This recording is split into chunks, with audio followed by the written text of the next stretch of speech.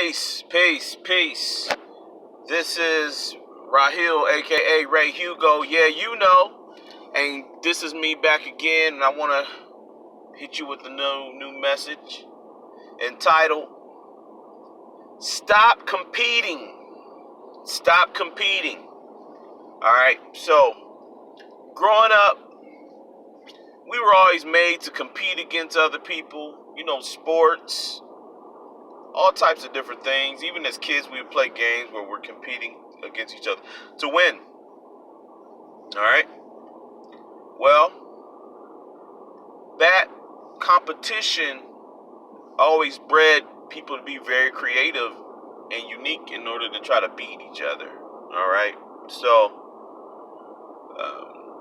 in our society today, we have different companies and businesses and people competing against each other, which is great.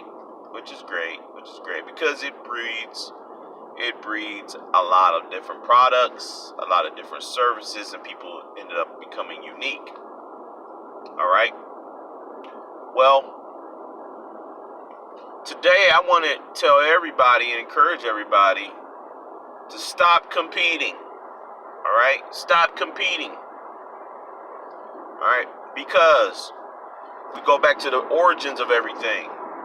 There's only one God, and that God created you in God's own image, in God's own likeness, which means that there's only one person, which is you, with one unique will, one unique personality, one unique character. All right? Even conjoined twins have their own will and likeness, even if they're conjoined.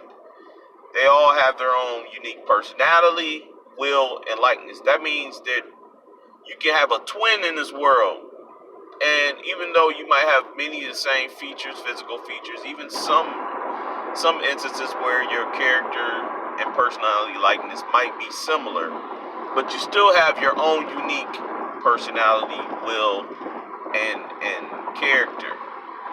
So that means that there's only one you. There's no other that can be like you. That means then you have a uniqueness about you that sets you apart from everybody else. You have a unique worldview. You have a unique experience that nobody else has. That means that's yours. That belongs to you. So why compete when you could just uniquely be you and offer you to the world, not to be in anybody else's lane? You don't have to be in anybody else's lane. You have your own lane.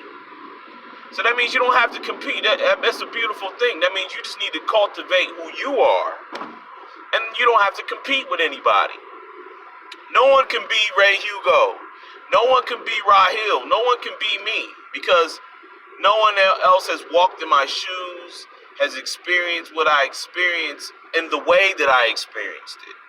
I'm not saying that nobody's gone through the things I've gone through, but nobody has gone through it in the unique way that I have. So I have stories to tell. I have things I can share because I have a unique story.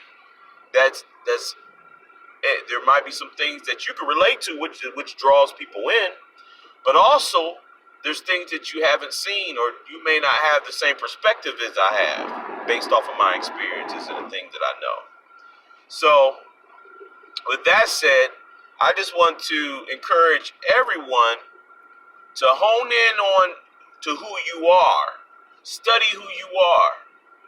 Scripture says, this is God speaking, it's the Most High speaking. He said, there's no one besides me.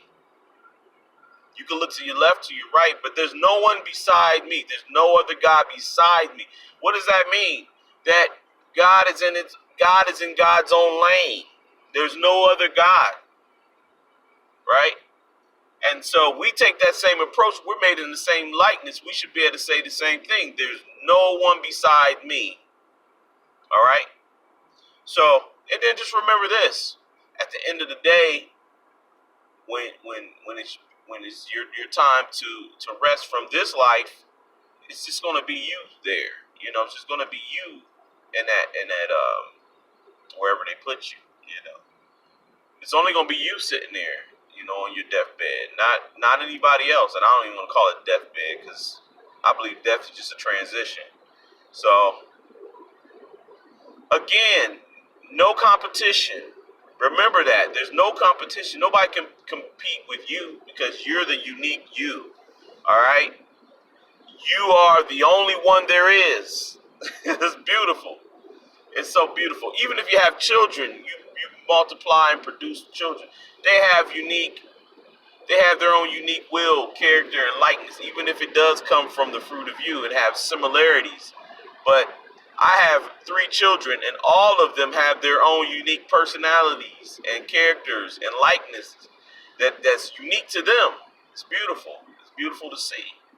So, last thing I want to say to y'all: inhale hope,